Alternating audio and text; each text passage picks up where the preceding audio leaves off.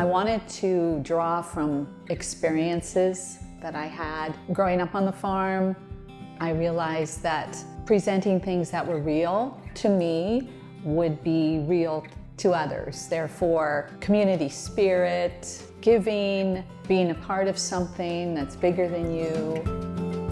You learn all of that growing up on the farm. So I found that it was important to incorporate that into my work, first of all, as a songwriter, to write about stuff that was real to me, things that I could easily sell because I know it and I've lived it. So that spread into the art and my books and anything else I've done in the art world, that it has to come from the heart to reach the heart.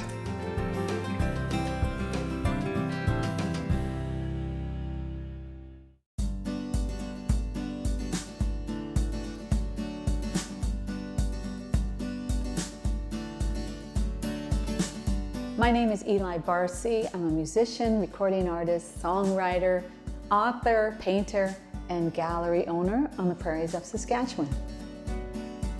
I loved growing up on the farm. I found that my roots are so important to this day, and my farm upbringing has been my major influence in all my art.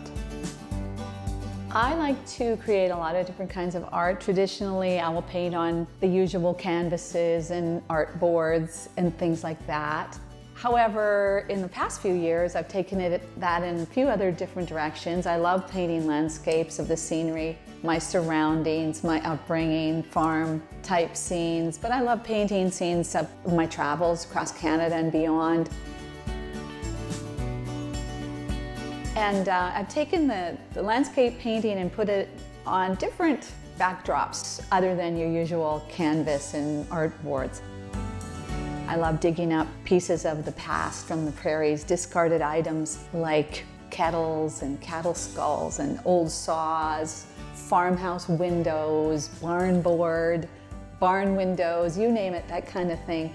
Clean them up and then paint a prairie scene or something on those discarded items. It's kind of a fun way to recycle, bringing those pieces from the prairie back to life by painting something nice on them.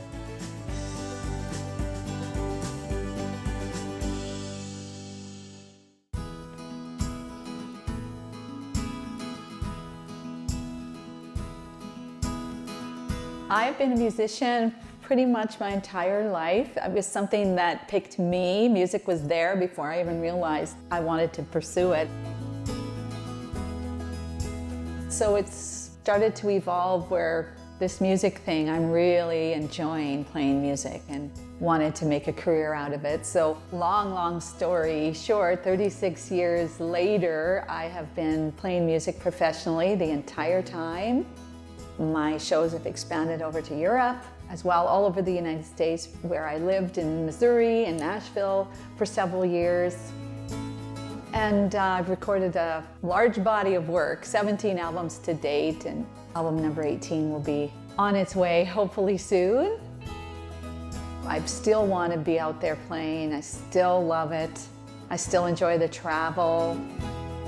It's a lot of work, but the rewards are huge. The rewards in the way of people you meet, places you get to see, the lives that you get to lift up with positive lyrics and inspiration that we get to share. It's just a wonderful thing to be able to get out there and play music. And so I hope that I can continue for quite some time yet.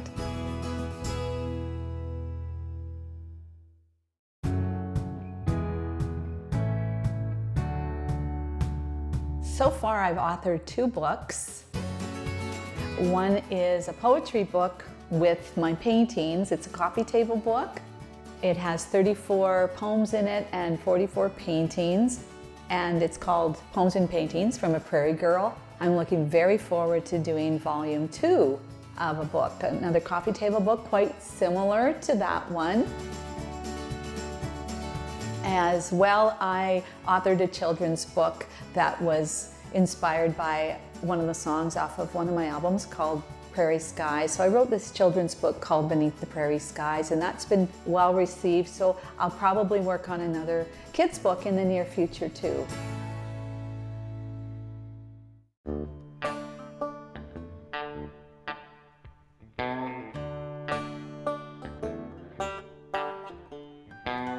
My Prairie Girl Gallery came about in an unusual way.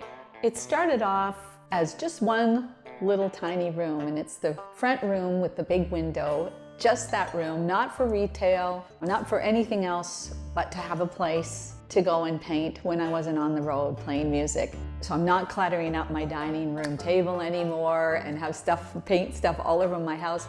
I can have a nice little place to rent that I can go and paint and then shut the door when I have to leave.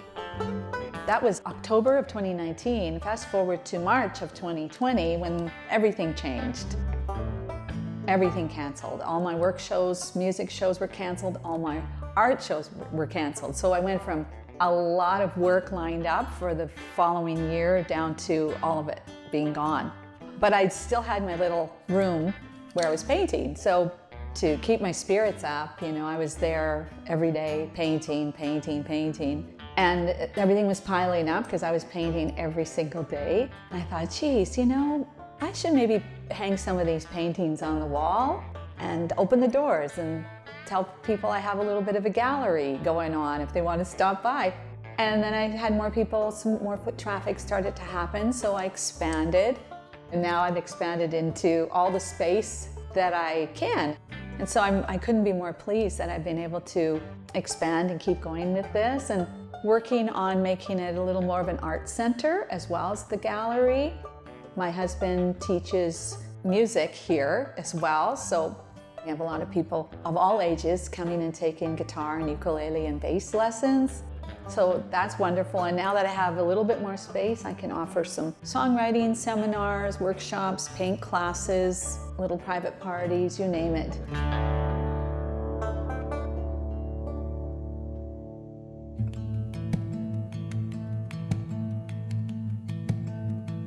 Time certainly flies when I'm creating anything, whether it be art or music. I indulge, I dive right in, put everything I got into the project, and before you know it, hours have gone by. So I'm very thankful that I do get a lot of joy out of the creation of everything. And I'd have to say the thing that keeps me the most focused and on track with all my art is my faith and my connection that I have with my faith.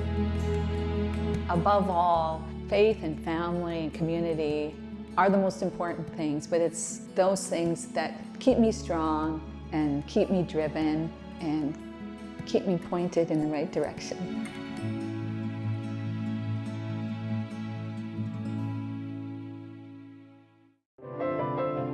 Are you an artist who's interested in appearing on maxTV Local? Email us at max.local@sastel.com.